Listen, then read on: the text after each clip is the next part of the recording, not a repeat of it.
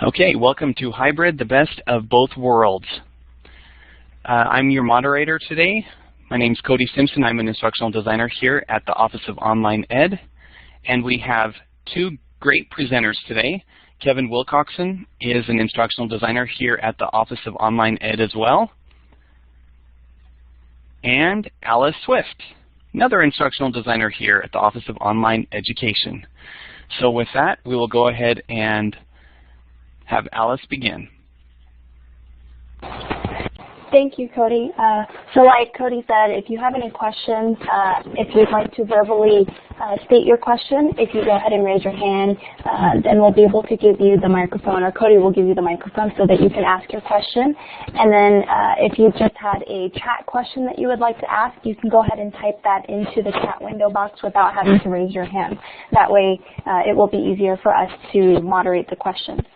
So in today's agenda, we will be explaining what a hybrid is. We'll go through strengths and weaknesses, as well as different variations of hybrids, standards and best practices, and then we'll go over the summary as well as a Q&A session in case you have any questions about it. With that being said, we'll go right into scenario one. So we're beginning with a couple different scenarios so that you can get an idea of the different types of hybrids there are. So scenario one, we'll go ahead and read through this. Sarah has always taken face-to-face courses in college and has recently accepted a full-time job. Her schedule prevents her from attending class regularly, so she decided to register for hybrid classes this semester. Rather than going to class once a week, she now goes to class twice a month. So her teacher follows the flipping the classroom method, where lectures, presentations, and exams are all provided online, and the in-class portion is dedicated to going over assignments and interactive activities.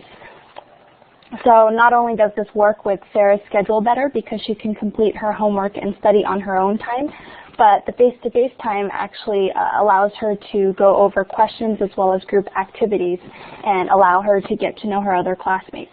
So as you see, this format of hybrid learning allows her to concentrate on the learning portion online through her own leisure and concentration, and then get supplemented by the in-class portion. And then the face-to-face time is dedicated to doing homework, asking questions, conducting activities, etc. Now the next scenario is with John. So John has completed his undergraduate degree and has begun teaching at a local high school full-time. He wants to get his master's degree but cannot take the time outside of teaching to go to class. So he doesn't teach summer school, therefore he decides to look into a hybrid master's program, which runs over 2 years. However, the majority of courses are held online. So this degree is specifically catered towards educators because this course is mainly online, and the face-to-face portion of the course is held for 2 consecutive summers. This allows John to continue teaching his high school class and work on his own time to complete assignments. Then during summers when he's not teaching, John travels to the school and attends a face-to-face intensive session that lasts for 3 weeks. Since then, John has graduated successfully while still being able to continue to dedicate all his time to his teaching profession. So this hybrid model has the majority of the time spent online. However, there's still a substantial amount of time done face-to-face, but in a compacted format, unlike the previous model, which has regular meetings twice a month. So at UNLV, we have a official definition of hybrid, which is that hybrid classes must have the majority of instruction delivered at a distance, and the face-to-face component, although reduced, is mandatory and scheduled. So this means that more than half the class time needs to be dedicated to online delivery and participation.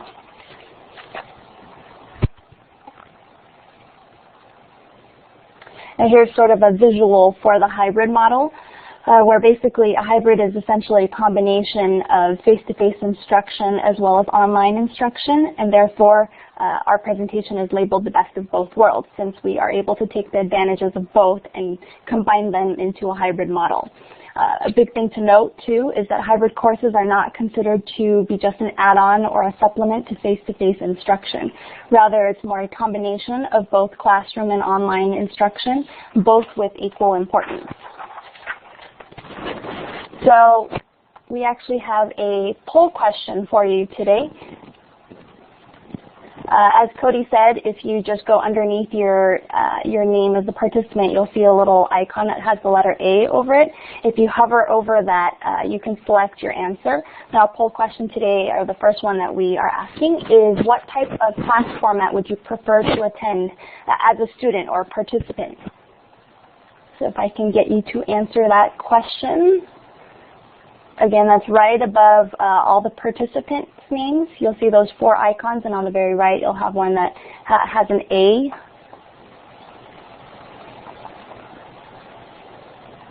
Okay, looks like mostly everyone has answered, so I'll go ahead and publish those responses so that you can see. The majority, I'd say, about 56% of everyone, has stated that they would prefer to take a hybrid course. I'm sure it's a little combination of the fact that you have a shortened class period as well as being able to take advantage of the in-class time to concentrate on things that you may or may not be able to do online. Thank you. So now we go into a strength comparison of the classroom or face-to-face portion versus the online portion. So like I said, there are benefits to both, and we are able to take advantage of both of them. So for example, we have in the classroom or face-to-face portion, we have what's called immediacy, where responses are able to be immediate and not delayed, whereas they may be in the online portion. With class progression, everyone moves at the same pace and is at the same progression of the class, so no one gets, you may have people that want to move forward, but everyone generally moves at the same pace. Nonverbal communication, you would be able to tell by tone of voice or body language, gestures, and be able to read people that way. You can adapt your class quickly if necessary, where the instructor can adjust the course based on student needs and or negotiate expectations or responsibilities. With social interaction, you would be able to demonstrate your psychomotor skills with presentations or brainstorming or group activities. However, we would like to note that according to research, about only 25% of students actually participate in a face-to-face course, which leads me to the benefits of an online course. Regarding the social interaction, you are able to increase your student confidence, and students that would normally be shy and quiet would actually be able to speak up more and virtually be more outgoing. And with flexibility, students are able to integrate other priorities with their education, such as full-time jobs, work, family, etc. With the 24-hour access, students have the flexibility to go online whenever convenient, as well as wherever. You can also move at your own pace, so students are able to move as quickly or as slowly as needed with guidance from the instructor. Also with self-directed learning, you would be able to learn independently as well as from other students rather than just having direct instruction where the teacher lectures and the students learn. And lastly, the students think before speaking refers to, rather than saying the first thought that comes to their minds and having a class discussion where you have very little time to think your thoughts through. Students are able to formulate their thoughts before responding, leading to a more developed and well-paced discussion.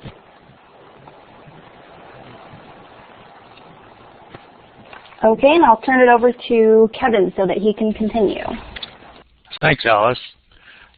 When we got interested in the hybrids, like any good university employee or thinking person, we did some research and we found about 40 articles. The earliest was 2002, I believe. But anyway, here's a summary of the research that we found. Number one, hybrid is better, or there is no significant difference in performance outcomes. In other words, the grades. The grade distributions are similar. The dropout rates are similar or better. Most variations do not affect outcomes. This is, I think, these are all good news. Variations are things like what Alice said in scenario 1 and scenario 2. That's another great thing about hybrids is the variations are almost infinite. If you can think of it, we can set it up. The only limitation is that the hybrids must be 50.1% online. Success is dependent upon the design of the course, not the format. And I think this is also the case when we look at online versus face-to-face. It's really the design that makes all the difference, not the particular format. Research tells us that hybrids are effective across different content areas. We saw research in engineering, we saw it in biology, statistics, English, pretty much any content, it's effective. Hybrids are also effective across different learner types. In fact, the variations that hybrids introduce probably hit more of our audience than either face-to-face or online. The only caveat we have is that students who are used to face-to-face courses, if they've not taken an online course before, they don't like the format. And I think some of the research says that they would rather be in that passive mode where they sit and listen to the instructor lecture for the hour and then they're dismissed. Whereas the online world, it requires students to be more active. And so once they get into it, once they get used to it, generally speaking, they prefer it over classroom or online. Okay, so we know that the research tells us that hybrids work. Let's look at some variations. Okay, here we have about 5 different variations. And again, these are not the only variations, but let me go ahead and go through those just to give you a flavor. So in the left column, we have the model. Then we describe what happens in the face-to-face time and what happens online.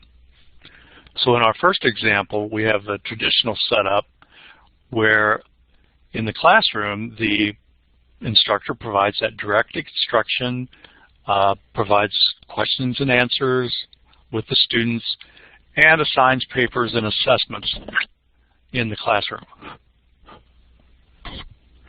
And then online time is spent with reading materials, videos, virtual group projects, and then virtual discussion boards.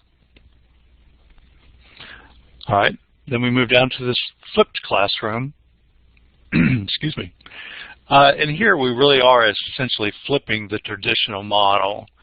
So let's look at the online time first. Here we have the direct instruction, and rather than being live, it's most generally through some sort of media, often video lectures. The students read the materials online, they have Q&A with the instructor, and the papers, assessments, etc. are submitted online. And then in the classroom then, we have group projects. So the students get in groups, do their projects, we have discussions, case studies, simulations, and then the instructor is there for facilitation and coaching. So here we get introduced to this notion of instructor as facilitator of learning rather than a transmitter of knowledge. And I would say that that's one of the most important characteristics of online is that facilitation. Now we go to instructional split. Essentially this is you use both media for everything. And so essentially you're making your decision based upon what seems to fit in the particular situation.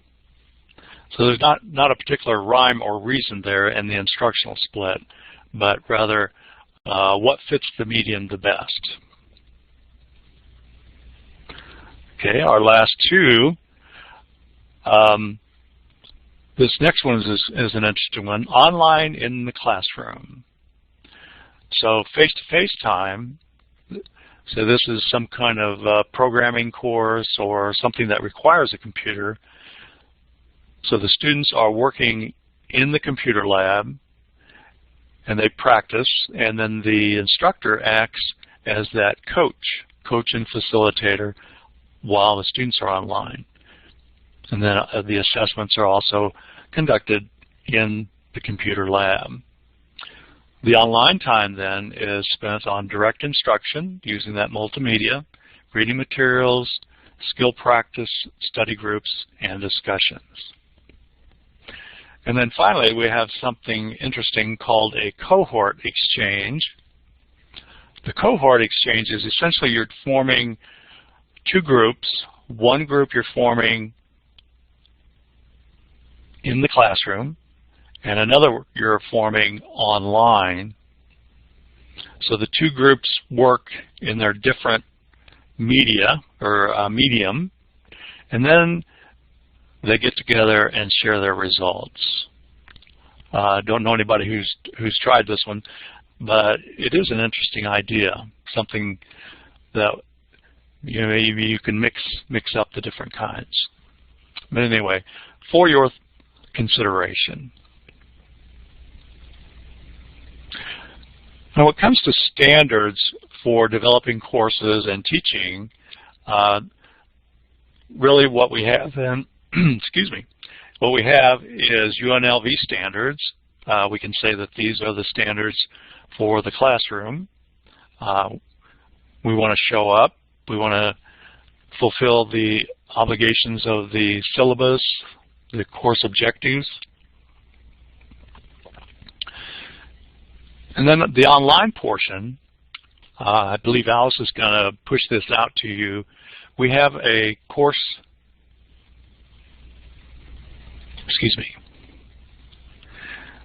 we have a course development checklist. And right now this is a fairly short instrument that really talks about what are the minimal requirements for having an online portion of your course. And I think if you look at it, you'll find that it's mostly common sense stuff. One thing we need to acknowledge is that online is different. So there are some specialized requirements for the online world. So hopefully you can take a glance at that, and then when we come to the Q&A section, you can ask about that or even talk about it.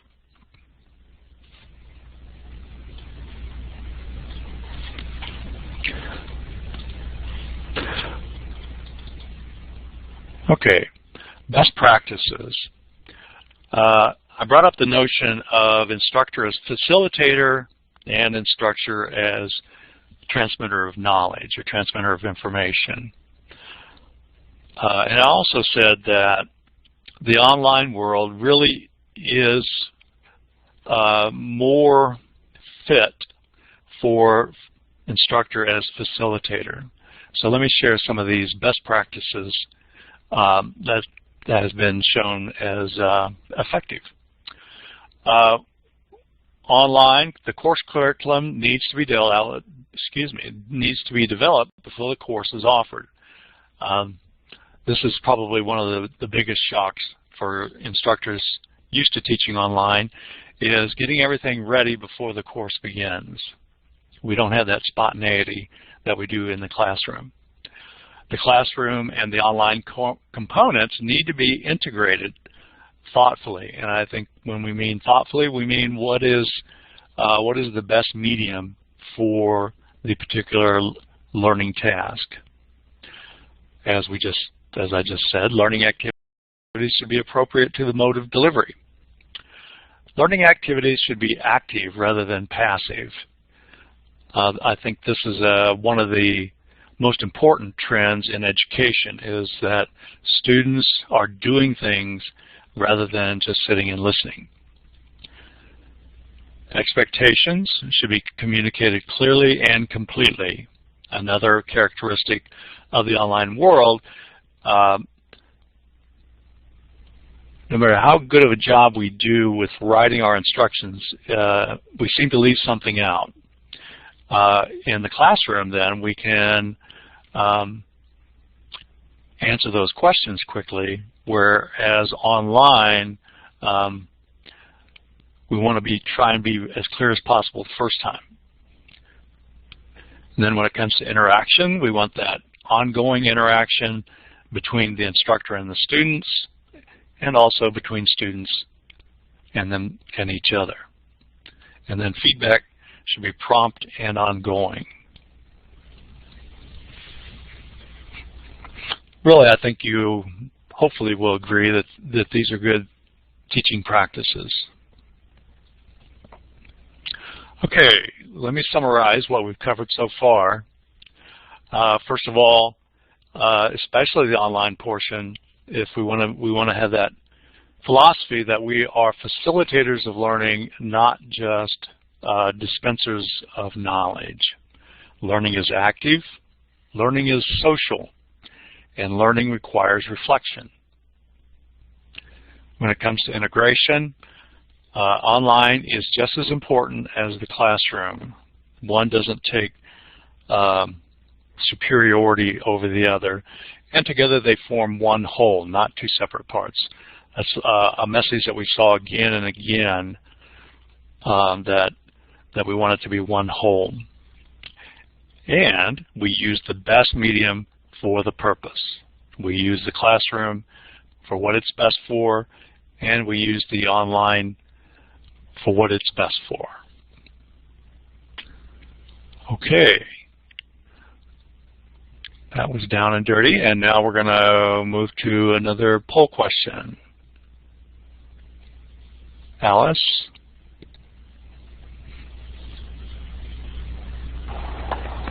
Thanks, Kevin. So we asked a question earlier about your preferred method of learning as a student, and now I wanted to introduce a different perspective. So if you could, please choose your preferred method of teaching.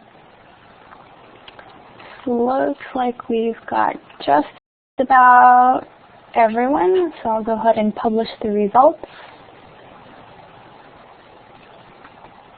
So it still looks like it's a little bit of a mix between face-to-face and hybrid, and it seems that online is the most or the least popular of the three choices. Hopefully this presentation will have helped to kind of change your ideas or maybe misconceptions about whether or not hybrid or online is truly better or worse. And with that being said, I also had one other slide to show you. We have a hybrid video link. We were going to show it during this presentation, but due to bandwidth issues, it seems like it's not going to work. So instead, I'm just going to paste it into the chat window so that after the presentation, if you do have time, please feel free to go to this YouTube link. It's a video of students' thoughts on hybrid learning at, I can't remember what the college was, but it's at a school in the United States, and it's basically students sharing their perspectives on how hybrid learning is either better or more efficient, or how it works with their schedules and lives, in addition to an instructor giving their perceptions on hybrid learning and how it either benefits or may not benefit the class itself. Okay, well that's it for me. Great, thank you so much, Alice. And Kevin, we'll go ahead and take questions.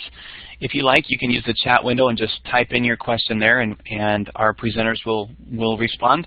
Or if you want to use your microphone, just raise your hand and you can speak. All right, Sue asks, what assistance is available for instructors in developing hybrids? I don't hear Alice, so I'll go ahead. For hybrid learning, you have all the services that you do for online instructors. We can help you do your videos. We'll help you set up the course structure. We'll help you with the HTML pages, learning objects, anything that you want to do. We will, your instructional designer and your design team both graphic artists and programmers are there to help you. So it's really the same process as designing a course for the online world.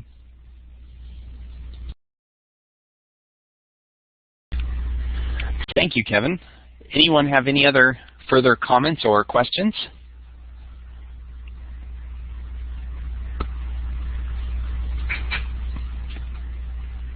Okay, Suzanne asks, is there any research on whether employers noticed a difference in the skills, especially communication skills, of new hires who had taken online or hybrid courses? That's a great question. Who would like to take that? I'll take it. All right, thanks, Kevin. I did not find any research about that.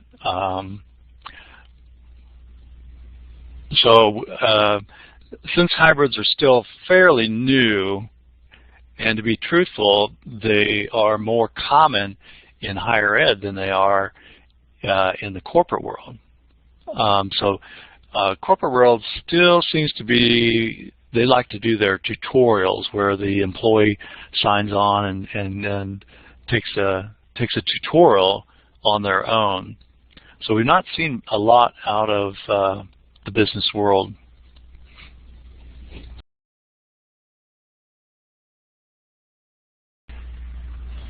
All right, thank you, Kevin.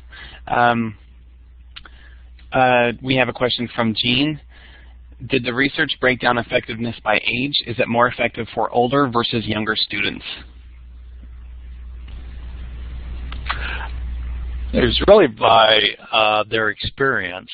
If they've not experienced it before, they don't like it as much. Liking comes with experience with either the online or the hybrids. I don't believe there's been any difference. I do know that with the online, we tend to have more non-traditional students. So we have an older age group who bring their experiences, their world experiences, and they also like, I think, that ability to think before they speak, so to speak.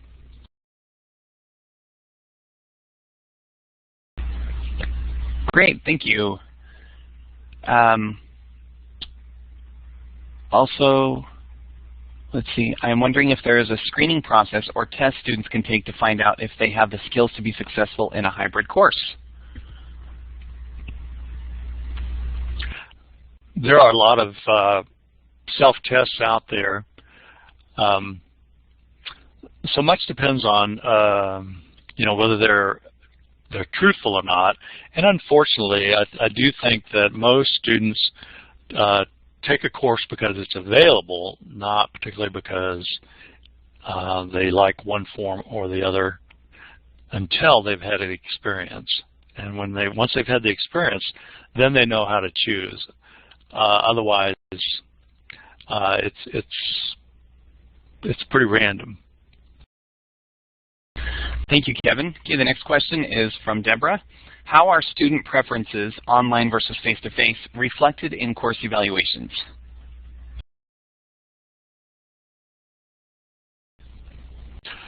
That again goes to the experience, and that's where we found out that the initial session they don't particularly like because they're used to that passive role. And so they really have to get over that hump. And I think that's something we have to emphasize when students take an online course, is that they have to take the initiative themselves. They don't have to be there at an appointed time, but they certainly need to be there. And that's really part of the instructor's role also, is to facilitate involvement. And that's a special skill. So all in all, the instructor is every bit as important online as in the classroom. It's just that the role changes. It's a different role. You're not there physically before them, so you must actively also be present, just like you want your students to be present. I don't know if that answered it, but hopefully. Thank you. It looks like Alice has a comment. Go ahead, Alice. Oh, thank you, Cody. I also wanted to add, too, that I'm also including a link to our UNLV online education website. If you go to the following link, it actually takes you to some of the reports that our office has done. If you on the left column, there is a study called UNLV Study of Online Education Students, and it actually does have research. It sounds like there are a few of you that are very research-oriented and, would like some statistics or actual facts to help back up, what we've been talking about. And so we do have an online education survey or course evaluation that gets sent out. And so this is more for online classes rather than hybrid per se, but it still corresponds because it does use entails the use of the same types of technology as well as the web campus features and whatnot. And so it does show that more people do favor the online courses as more positive rather than negative. So if you go to that website, you'll be able to get more information on it. Thanks. Yes, that is a fantastic link, so I would definitely check that out with all the research and surveys out there. Thank you, Alice. Do we have any other questions for our presenters?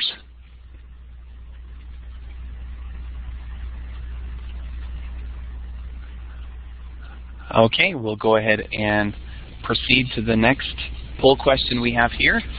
The question is, in the future, would you consider teaching a hybrid course? Please select A, B, or C. Okay. Great. Happy to see lots of A's. That's wonderful. All right, great. Let's go ahead and continue here. Please know that we value your feedback. There's a survey here that I'm going to type in. And please, I'm going to put it just in the chat, because that link you see on the slide isn't going to pop up. But please take a second and fill out this survey just to let us know how we can improve our presentations. And also, if you have further questions or are interested in having possibly an online course or a hybrid course developed, please check us out. We have an email address here, our phone number, our website, and then here's Alice and Kevin's contact information. So please contact them. And again, we thank you so much for attending. And to leave the session today, if you go to the Help area on the menu bar at the top, and then from the drop-down you can select Leave Session to be able to leave the room.